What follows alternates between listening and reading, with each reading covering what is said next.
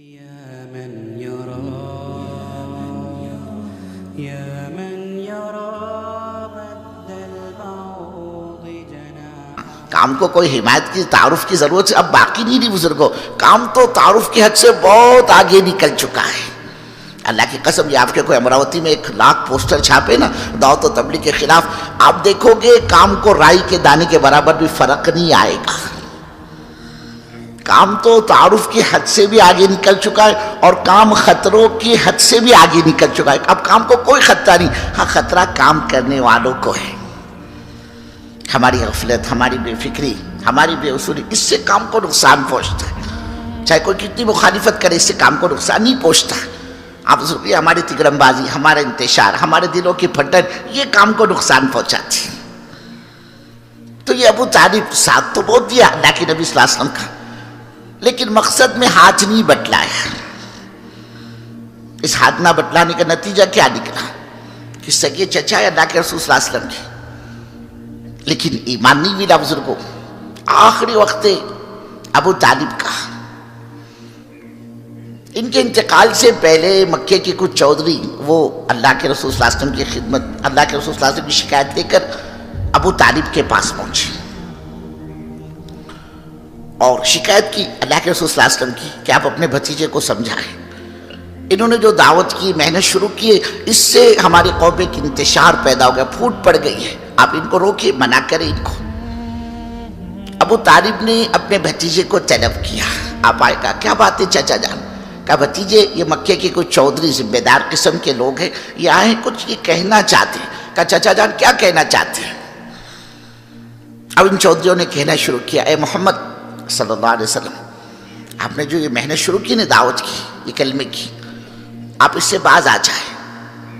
اس سے ہماری قوم میں انتشار ہو رہا ہے. آپ کیا چاہتے، کیا چاہیے آپ کو؟ مال چاہیے؟ ہم مکے کا سارا مال لا کر آپ کے قدموں میں ڈال دیں گے. مکے کی مارکیٹ میں آپ کے برابر کا کوئی دوسرا مالدار نہیں ہوگا.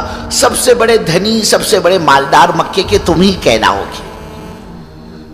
اور اے محمد صلی اللہ علیہ وسلم، اگر آپ کو عہدہ چاہیے، کرسی چاہیے، آپ بڑا بننا چاہتے ہیں، تو ہم سارے قبائل کے سردار مل کر آپ کی خدمت میں حاضر ہوئے. ہم سب مل کر آپ کو اپنا بڑا ماننے کے لیے تیار ہیں. جتنے قبائل عرب ہیں، تمام قبائل پر آپ کی حکومت ہوگی. اے محمد صلی اللہ علیہ وسلم، آپ کے حکم کے بغیر پتا بھی حرکت نہیں کرے گا. اور اے محمد صلی اللہ علیہ وسلم، آپ یہ بھی سن لیجئے کہ اگر آپ کا نکاح کا ارادہ ہے، آپ کو کوئی خوبصورت لڑکی کی تلاش ہے، تو مکے میں جتنی حسینائیں اور جمیلائیں ہیں، ان تمام کو لا کر ہم آپ کے قدموں میں ڈال دیں گے. آپ جتنوں سے چاہے اتنوں سے نکاح کر لو. اور اے محمد صلی اللہ علیہ وسلم، نعوذ باللہ اگر آپ کا دماغ خراب ہو گیا ہے، کوئی جنون کا، سحر کا، جادو کا اثر ہے، آپ کہہ دو تو ہم اس کا علاج کرنا بھی جانتے ہو. کہو کیا کہتے ہو؟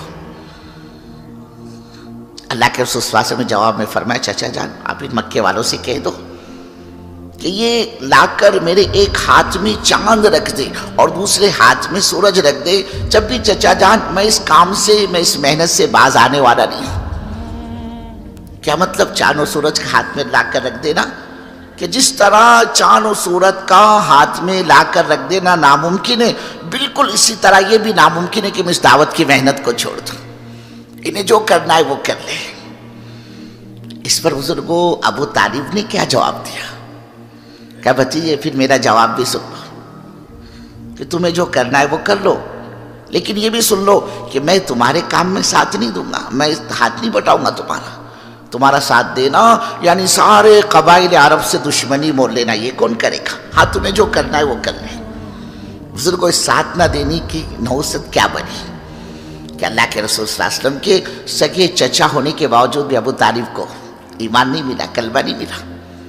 آخری وقت بالکل ابو طالب کا بس جان نکلنی باقی ہے اور نگاہ مبارک اللہ کے رسول صلی اللہ علیہ وسلم کی ابو طالب کے چہرے پر پڑی. آپ کا نگاہ پڑنا تھا، آپ سمجھ گئے ارے میرا چچا یہ تو مر رہا ہے، اس کی تو جان نکل رہی ہے. اللہ کے رسول صلی اللہ علیہ وسلم نے اپنے مرتے ہوئے چچا سے فرمایا، جن کی جان نکل رہی تھی، کہا چچا جان کیا؟ کہا صرف ایک مرتبہ. میں جس کلمے کو لے کر آیا ہوں، میں جس کلمے کی دعوت دیتا ہوں، آپ بھی اس کلمے کو چپکے سے خاموشی سے میرے کان میں پڑھ کر سنا دو. باقی آگے کا جو بھی ہوگا وہ سب میں سنبھال لوں گا، آپ اتنا تو کرو کہ میں جس کلمے کی دعوت دیتا ہوں آپ اس کلمے کو ایک مرتبہ، کسی کو پتہ بھی نہیں چلے گا، میرے کان میں پڑھ کے سنا دو. کیا کہا بزرگ ابو طالب نے؟ کہا بچی جی میرا بھی جی چاہتا ہے کہ میں اس کلمے کو پڑھوں اور تمہاری آنکھوں کو ٹھنڈک پہنچاؤ، تمہارے دل کو ٹھنڈک پہنچے.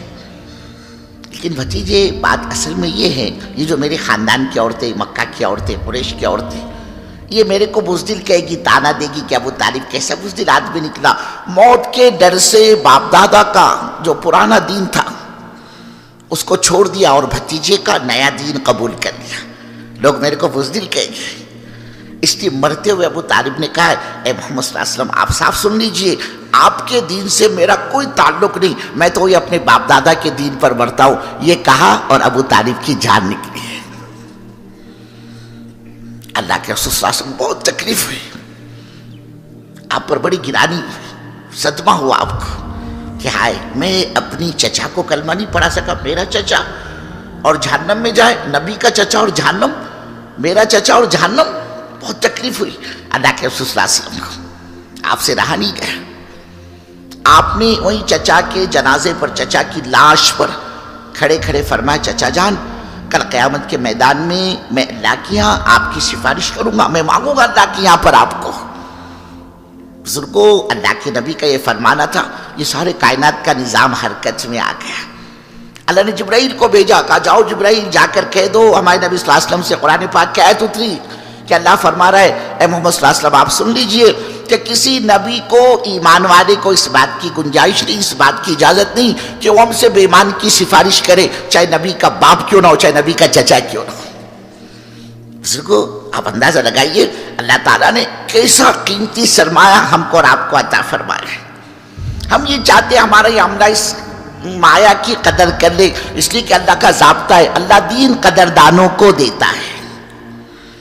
اور قدردانی کیا ہے؟ آدمی اپنی ضرورت سمجھ کر آئے اس محنت پر، میں محتاج ہوں اللہ کے دین کا، اللہ کا دین ہم برار والوں کا، امراوتی والوں کا محتاج نہیں ہے، ہم کو ضرورت ہے اللہ کے دین کی. اللہ کی قسم بزرگو اللہ کو میری تمہاری ضرورت نہیں. ہائی کوالٹی پریمیم واچز اب ملیں گی سستے داموں میں، اسٹائل بھی اور کوالٹی بھی، وہ بھی بنا کسی ڈیلیوری چارج کے. All over India free shipping. Order کرے آج ہی اپنی من پسند واچ IH کلیکشن سے.